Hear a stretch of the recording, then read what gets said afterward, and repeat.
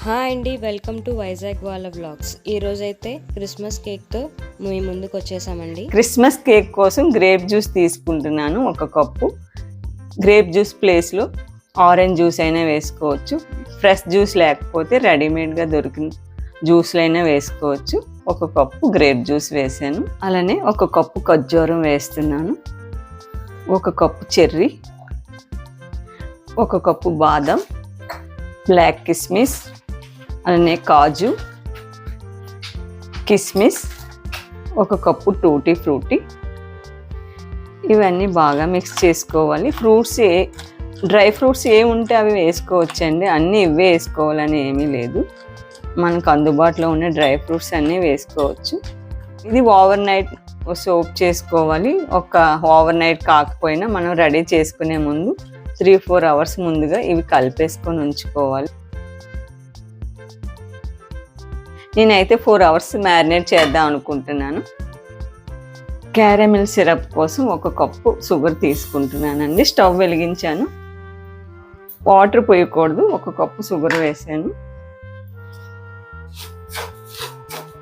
Colour వచ్చినంత వరకు కలుపుకోవాలి. ఒక దగ్గరే మాడిపోతుంది కాబట్టి అంతా కలర్ రావాలంటే ఇలా కలుపుకోవాలి. ఎక్కువ మాడినట్టు చేసేసుకోకూడదండి. కలర్ వస్తే సరిపోతుంది. ఎక్కువ మాడితే చేదు వస్తుంది.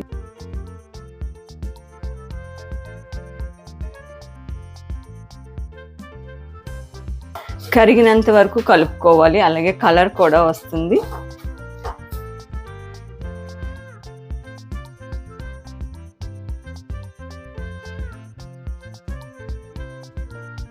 వైట్ డిష్లో వాడారంటే కలర్ ఎంత వస్తుందో కనిపిస్తుందండి. ఇలా డార్క్లో అయితే కనిపించదు. నాకు తెలిసింది కనుక ఎక్స్పీరియన్స్ మీద కనుక ఇది పెట్టేశాను.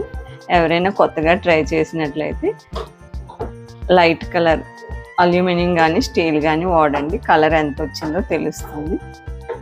మీకు చూపిస్తానులేండి కలర్ ఎంత వచ్చిందో. కనిపిస్తుంది కదా, అదే కలర్.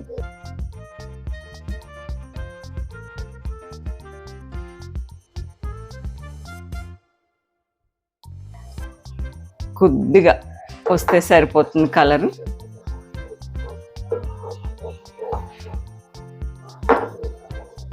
కలర్ వచ్చేసినట్లే కొద్ది వాటర్ పోసి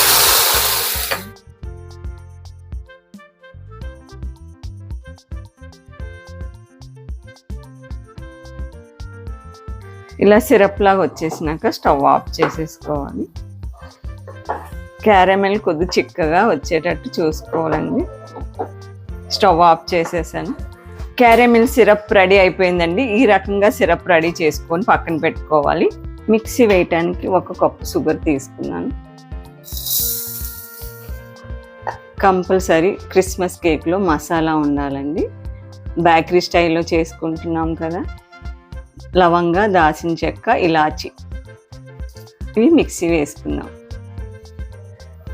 షుగరు, మసాలా ఈ విధంగా పౌడర్ చేసేసామండి. అలానే ఒక కప్పు ఆయిల్ పోసుకొని మిక్సీ వేసుకోవాలి. షుగరు, ఆయిల్, మసాలా కలిపి ఈ రకంగా పేస్ట్ చేసి పక్కన పెట్టాను. గ్రేప్ జ్యూస్లో సోక్ చేసిన డ్రై ఫ్రూట్స్ అండి ఇలా రెడీ అయినాయి. 6 అవర్స్ మ్యారినేట్ చేశాను. మిగతా ingredients వేసేసుకున్నాము. Caramel వేసేసుకున్నామండి.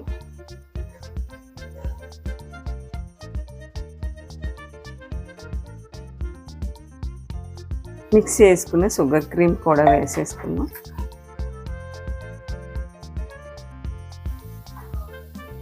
Caramel, sugar, syrup అంతా నీట్గా కలిసేటట్టు ఒకసారి కలిపేసుకుందాం.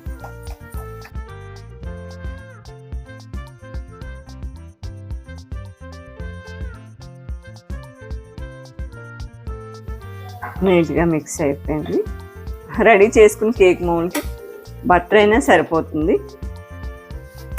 రిఫైండ్ ఆయిల్ అయినా సరే అప్లై చేసుకోవచ్చు.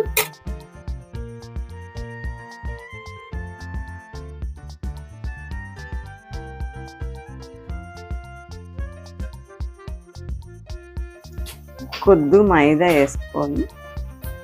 అంతా స్ప్రెడ్ చేసేసుకోవాలి. బటర్ పేపర్ ఉన్నా సరే కొద్దిగా ఆయిల్ రాసి పెట్టేసుకోవచ్చండి. కేక్ కుక్ చేయడానికి పాన్ పెట్టుకున్నాము. ఓవెన్లోనైనా చేసుకోవచ్చు. ఓవెన్ లేని వాళ్ళు ఇలాంటి పాన్ పెట్టుకొని కొద్దిగా ఇసుక పోసుకోవాలండి. ఈ మాత్రం పోసుకొని ఇలాగా అద్దేసుకోవాలి. బాగా వీటెక్కనివ్వాలి. ఈలోగా పిండి కలిపేసుకుందాము. కేక్కి ఒక స్టాండ్ కూడా పెట్టేసుకుందాం మధ్యలో. మనం కలుపుకునేలోగా ఇసుక బాగా ఈటెక్కనివ్వాలి. 1 cup maida, 1 spoon cocoa powder, baking powder 1 spoon, వంట సోడా 1/2 టేబుల్ స్పూన్, చిటికెడు సాల్ట్.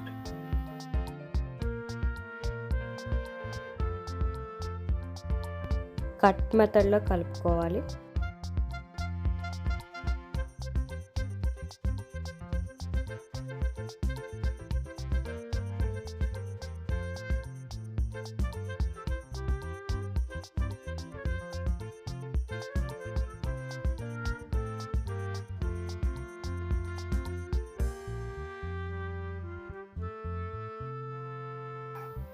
కట్ మెథడ్లో కలుపుకుంటే బాగుంటుంది.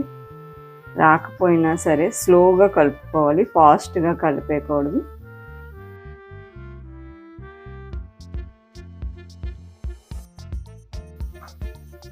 ఇట్లా కలుపుకోవాలి.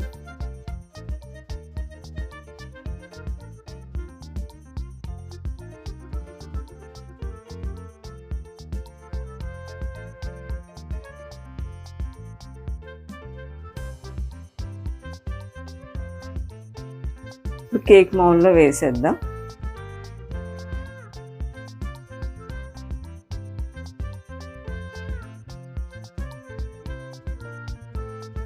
బ్యాటర్ వేసుకున్నాక ఒకసారి ఎయిర్ గ్యాప్స్ లేకుండా ఇలాగ అద్దుకోవాలి బౌల్ని. ఇసుక వేడి చేసుకున్నాం కదా, ఫుల్గా ఈటెక్కింది. మౌల్డ్ తీసుకొచ్చి ఇలా పెట్టేసుకోవాలి.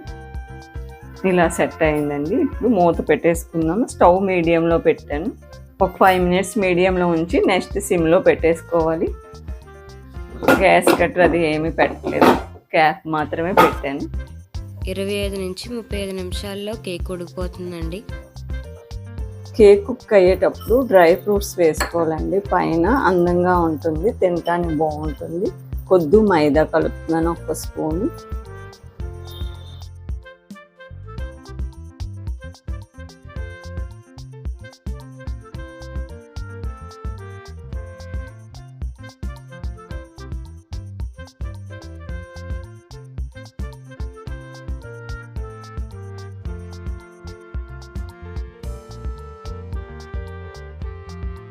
కేక్ చెక్ చేసి చూద్దామండి. వేగా కుక్ అయిపోయింది, అంటే వాటర్ కంటెంట్ ఎక్కువ లేదు, అందుకే వేగా కుక్ అయిపోయింది. డ్రైగా ఉంది, కుక్ అయిపోయింది. స్టవ్ ఆఫ్ చేసేసుకున్నాను.